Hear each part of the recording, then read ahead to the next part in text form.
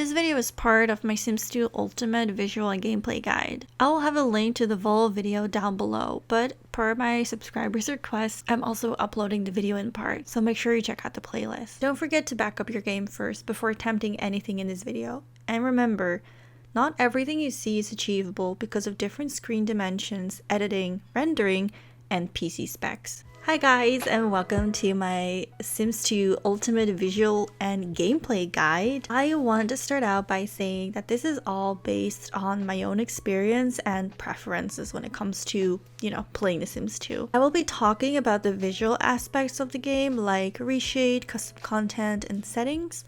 But I will also be adding a second half where I talk about gameplay, how to build, how to create your own world, and many tutorials on things that I think you might want to know if you're playing The Sims 2 for the first time. Feel free to skip to whatever part that speaks to you the most. I personally wanted to make this video accessible to anyone regardless of experience, so there will be a tutorial or a how-to-do for most of the things I'm explaining. If you have any questions, feel free to leave them down below. Don't forget to check out the description because I will link websites and timestamps down below, so you don't have to look for the things I'm talking about yourself. And it's important to note that I took out all of my custom content so you can clearly see the difference that every step makes. Let's start at number 1.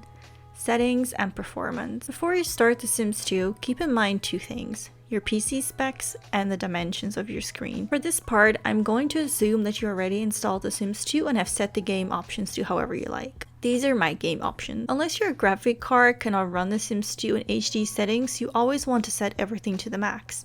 Here's the before and after settings from low to max. As you can see, the screen dimension normally has a limit, but mine goes all the way to 1600 x 900.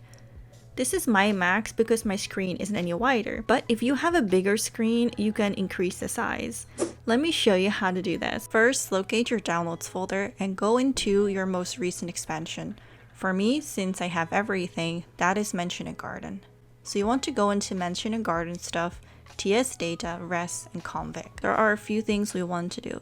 First, we want to click on SETI and turn all three of them to 3. This basically means that the game will always give you the best quality no matter what. We also want to find a section that is about 3/4 down to the bottom that's called screen resolution. Now, the way that this works is basically you have a maximum height and a maximum width. If you were to put your screen to my dimension, you can totally put 1920 because it doesn't really matter. See, you can put here the maximum that the game is willing to give you, but if your screen is just not able to go that wide, there is no way that you're actually going to get that quality. And the option might not even show up. However, it doesn't really hurt to put it. So it's really up to you what you put, but I would recommend just putting something like 1920 and then 1080 and do that for all 4 of them. You just want to change the first 2 of each row. You don't really have to mess with the bottom 2. When you go back into game, you have a higher resolution to choose from. Turning off reflections, view distance, and shadows are also known to help speed up your game if you have problems with lag or frame drop. You want to find the shortcut that you use to start up your game. The quickest way to do that is to right click on the shortcut that is most likely on your desktop. Go into properties and then at target, add a W and a dash. So there's 1 space, 1 dash, and a W, and then click apply and press OK. That should make The Sims 2 run in Windows mode. This might sound odd, but The Sims 2 is built to run on older computers and graphic cards. In fact, it ran better on my old computer than it does on my newer one, so yes. Perhaps not what you expected, but having a 32-bit computer can also totally make the difference. Just thought I'd mention that. I got a specific question about improving the frame rate. See, The Sims 2 has a max on the quality it can achieve and it uses mostly your CPU. It might not recognize whatever CPU or graphic card you use, so it's making up for what it doesn't understand with the drop in frame rate. I'll include some web pages I found on this subject because I myself am not that experienced in this. However, having a frame rate around 30 is actually pretty normal. Common problems and fixes. Something you may have noticed when installing The Sims 2 on a newer PC or just with better graphic card is that sometimes the game does this funny little thing where it flashes pink or red, and there could also be a problem with the shadows. Red or pink flashing could be a sign that there are some graphic card issues, or simply a mesh missing from custom content. Perhaps you recently removed some content? If not, here are some common fixes to these problems. Make sure that your graphic card is listed in the videocards.sgr. It is in your Sims 2 installation folder. If it's not in there, we can use this program called Graphics Rule Maker. Let me show you how that's done. After downloading the program, click on I agree and select a place for installation. After opening Graphics Rule Maker, you can either click on Locate Game or browse for the right installation path. Click on Auto Detect Settings and then click on Save Files. After clicking on Save Files, it will tell you which graphic card you're currently using.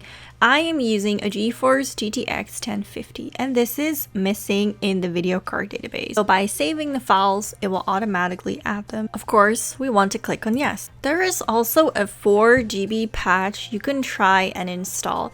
This basically forces your game to use more memory. I have heard that it works for some people, so I did want to mention it. Right click on your shortcut and then it will tell you the location of your game.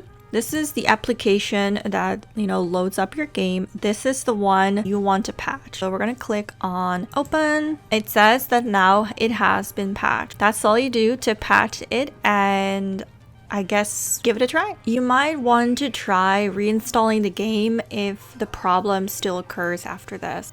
And maybe not the most practical advice, but if you have a lower end graphics card, you might want to upgrade. Then there is the shadow problem. Here's a clip of a video of mine on that topic. Starting on Mod The Sims, we're going to use a mod called The Sims Shadow Fix. And this is basically what it looks like when your game is not fixed, and these are the options that you can choose from.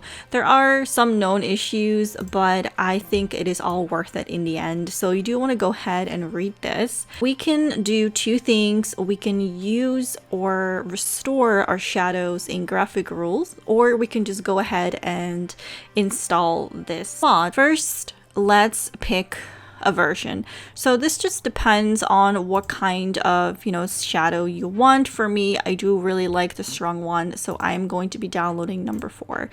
In case this doesn't work, we are also going to do this method. We're going to go back into our folder and find the same graphic rules.sgr that we've been using for the first 7 minutes of this video. If you have used the graphic rule maker, it could be that your file looks a little different than the one from Mod The Sims. So here it says graphic rules maker tweak always disable sim shadows. So it's up to you whether or not you keep it like this. You can still put true here if that's something you want.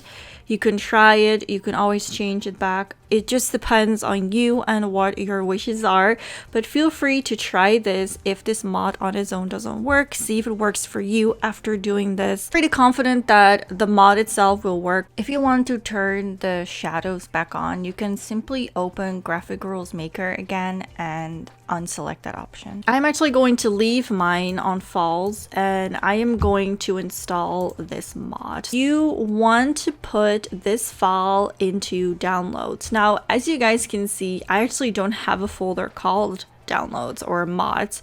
So what we're going to do is simply go ahead and make one. Okay.